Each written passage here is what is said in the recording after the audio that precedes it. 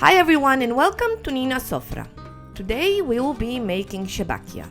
Chebakia are traditional Moroccan cookies, shaped like roses, and they're favorite throughout the whole year, but most often enjoyed during holy month of Ramadan. I really like how they call Chebakia in French, la rose des sables, and it means the rose of the sands or the desert rose. The cookie is basically being shaped in the form of a rose, so I guess that's where the name came from in French. The cookies are fried until golden brown, coated in syrup and sprinkled with sesame seeds. If you have never tasted it before, decide to do it today, and I promise it's worth it. Once you've tasted Chebakia, there's no going back. It's as addictive as it's delicious. Today I will show you how you can prepare this amazingly delicious dessert. It's quite a lengthy process, but trust me, well worth the effort. First, take anise seeds and toast them on a warm pan for 30 seconds. It's much better to toast the seeds a little to get the most flavor out of them, but take care not to burn them. You need to be able to feel the nice smell getting out of them. Then use the coffee grinder and grind them into powder. I'm using my mother's coffee grinder. I believe it's definitely 30 years old, if not older, but works like new.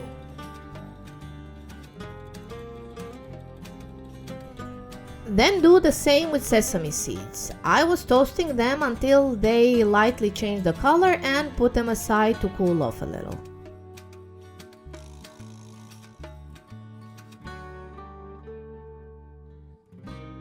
Take the food processor and grind the sesame into fine powder, or even more, it could turn into the paste as it's full of oil, and that's perfectly fine.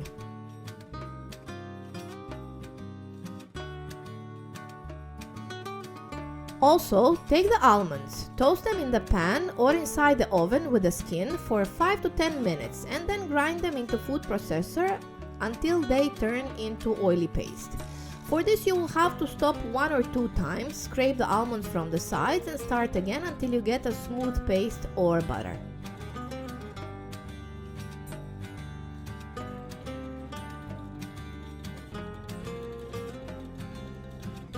Then take the flour, baking powder and cinnamon and sift it to break all possible lumps.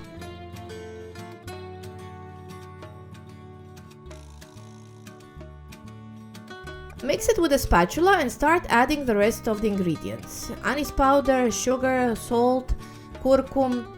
Mix it a little and then add almond paste and ground toasted sesame. Melted butter, followed by rose water or orange blossom water, but I will leave this to you as a choice. Olive oil and 1 egg yolk. Start mixing all ingredients, and I'm doing it by hand as I want to feel the dough between my fingers. Keep kneading until you form a firm dough.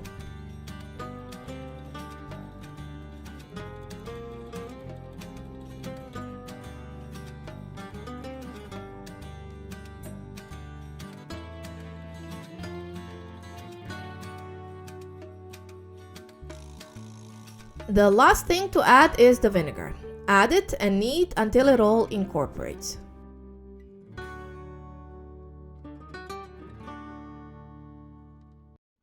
Now you can choose kneading by hand or put it in your kitchen machine.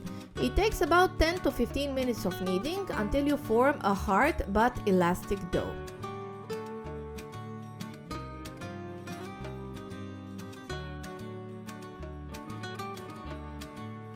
Knead it a little more on the flat surface, in case you were using a kitchen machine, and the dough should look like this. When you press with your finger into it, it comes back a little. It's quite hard and stiff dough.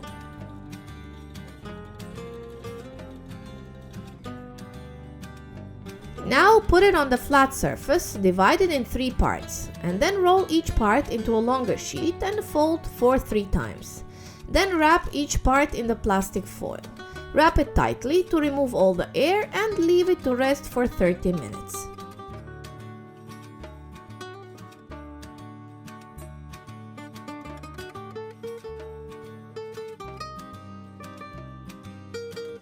After the dough has rested, it's time to roll it. You can roll it either with a rolling pin or use the pasta machine, whatever you find more convenient for you and easier. I will first use the rolling pin to thin it a bit, and then I will put it in the pasta machine twice. First a little bit thicker and then thin it to 2 to 3 millimeters thickness. The dough is perfect, it's greasy and very manageable, so you will roll it easily to very thin even if you are using only the rolling pin.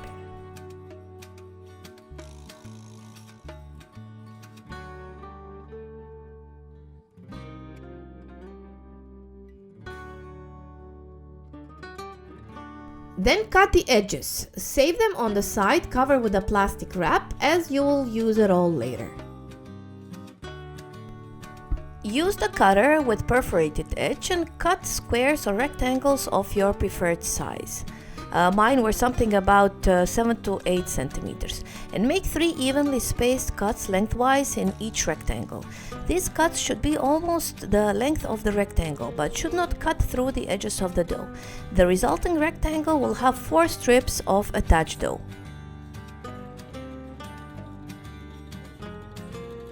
Then fold it in half. Flip it and take both ends of the last strip and stick them together.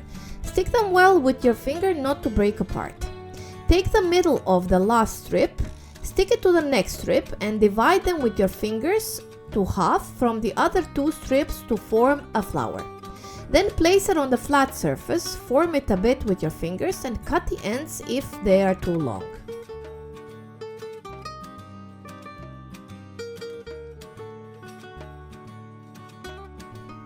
I will show you again how to make it.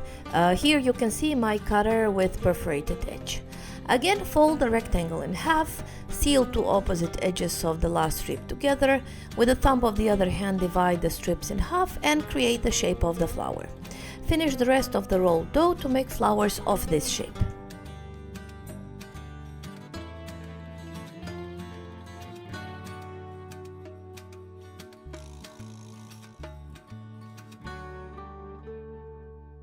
Then take the second part of the dough and thin it with the rolling pin, and then again use the pasta machine twice to make it very thin.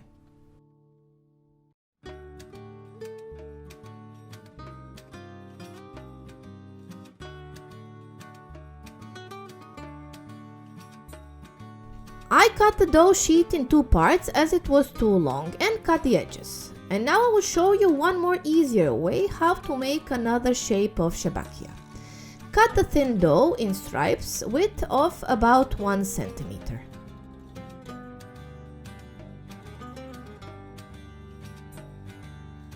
For this shape you will need 4 stripes. Take 2 stripes, press the ends together and then put your index finger in between the stripes. Then stick it to close it, after to shape a circle, and repeat. It's really not difficult to make as long as you keep them stable on the surface while making the shape of the circles.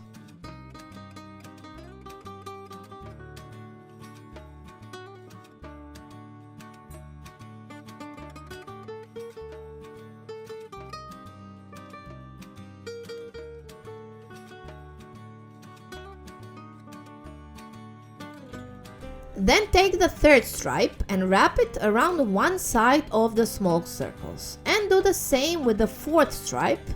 Wrap it around the opposite side. Also press the beginning with the part with circles to connect well. Then start taking 2 by 2 circles. Press the outer strips toward the inner strips. Join them and then cut. Fix the shape with your fingers the way you like and cut the excess of the dough on the joints. Then do the same with the rest of the dough.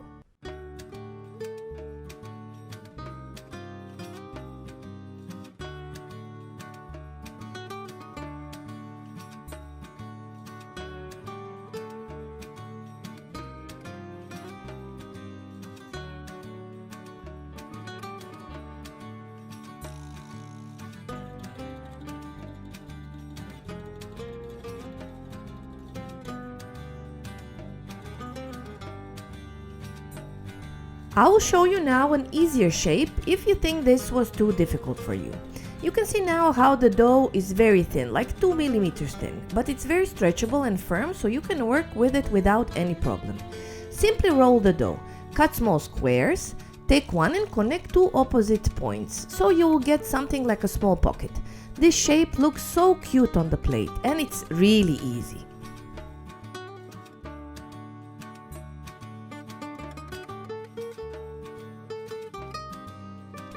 here is another easy shape you can make.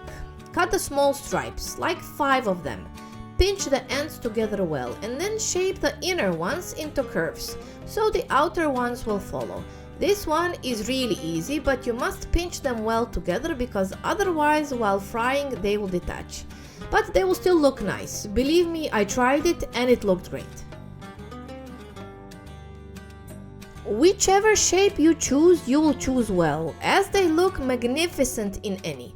But the taste is what is important. The combination of the crispiness, sweetness of honey and fragrant spices. This is definitely one of my favorite Oriental sweets. So the last step is frying. Heat the oil in a large deep frying pan over medium heat. And at the same time, heat the honey almost to a boil in a large pot. If you wish, you can add 2 teaspoons of orange blossom water. When the oil is hot, cook the chebakia in batches. Adjust the heat as necessary to slowly fry each batch of chebakia to a medium brown color. This should take about 8 to 10 minutes if the oil is the correct temperature. If the oil is too hot, the chebakia will color quickly, but the insides will not be crispy.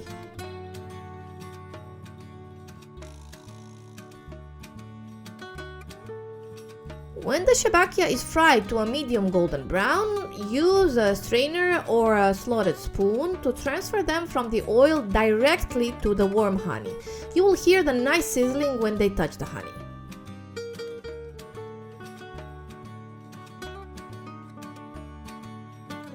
Gently push down on the chebakia to submerge them in the honey and allow them to soak for 5 to 7 minutes.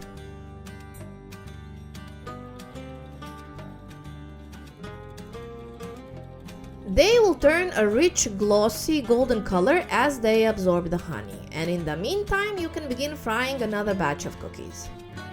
The longer you soak the chebakia, the more honey they will absorb, and the sweeter and less crispy they will become. How long to soak them is up to you, but however, too short of a soaking will result in lose their glossy coating. When the chebakia have finished soaking, remove them from the honey to a strainer or colander and allow them to drain for only a few minutes. Then gently transfer them while hot to a large tray or a pot and sprinkle generously with sesame. As you finish soaking other batches of chebakia in the honey, simply drain and add them to the previous ones, garnishing each batch with sesame. And this is it. Leave them to cool off and enjoy. And keep the chebakia in a plastic container in a cool and a dry place or in the fridge. Thank you for watching my video recipe for traditional Moroccan cookie chebakia, and if you liked it, please subscribe to my channel and press the little bell to be notified of all my new video recipes. Sofra Haneya, bon appetit!